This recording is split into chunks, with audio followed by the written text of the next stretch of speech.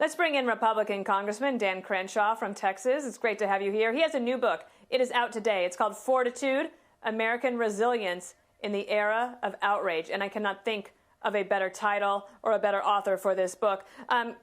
Congressman, when it comes to that legislation, obviously this is not one of the reasons that you came to Congress, was to have tons of federal spending. But you were there to deal with emergencies and crises. And what would you like to see in this next round? Yeah, and this is one of those moments. This is why we don't like a huge debt, because every once in a while we actually have to spend some money when there's an emergency. And so what I'd like to see is careful analysis of what we actually need. We've already spent $2 trillion. This isn't the time for Congress people to come to Washington and say, and then go back to their districts and say, we want to spread more money out, because in the end, you're taking their money, they being the taxpayers, in order to give them more money. These are false promises.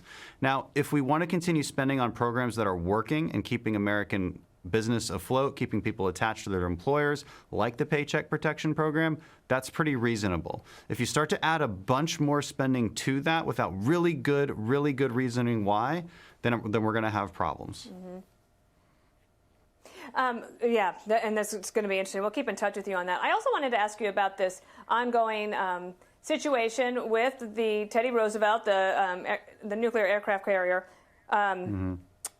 What do you think about what happened with the president? Listen to him talking about Captain Crozier. He was the captain that put out the letter saying that they needed to be rescued because there are so many people on board, so many sailors with coronavirus. Here's what the president had to say.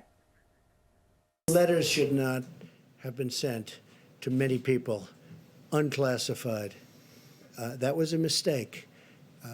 It's a mistake that shouldn't have been made, because it's unfair to the families of the people on the ship, because they get nervous, and it shows weakness. I'm going to get involved and see exactly what's going on there, because I don't want to destroy somebody for having a bad day.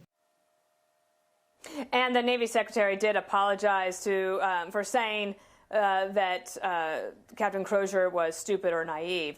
But obviously you served, and so ably. What do you make of all this? Yeah, this is the kind of subject I actually talk about in my book a lot, where this one situation has caused so many people to react emotionally, when in reality what you really need to do is stop and pull back a few layers and see what happened. And so this is how I analyze this. There's two things can be true at once in this situation.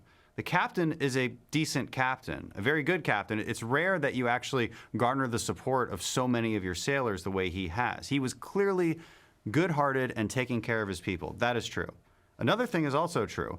There was no reason to send that email out the way he did. Help was already on the way. They were already in communication with the chain of command, and yet he sent that letter out, which created a firestorm and made it seem like there was that there was this injustice going on, when in fact there wasn't, and then everybody jumped on that.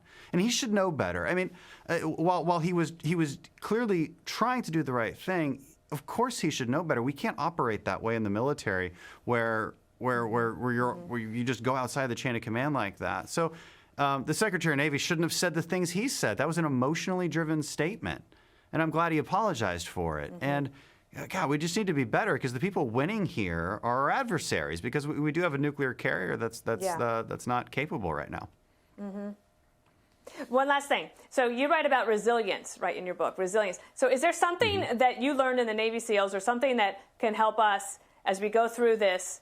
How do we channel our inner Dan Crenshaw in the time of coronavirus? One chapter in the book is called Be Still.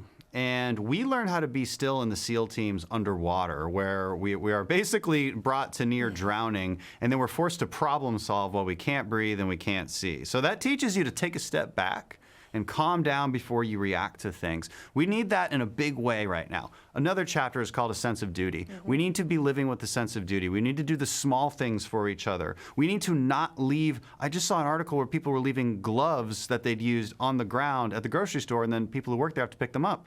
We can't do this kind of stuff anymore. We all have a sense of duty to each other, to wash our hands, to socially distance correctly, but also to support our small businesses, and buy takeout. There's so many ways that we can help, and we have to find those ways and help each other. Yeah. All right. Congressman Dan Crenshaw, thank you. Take care.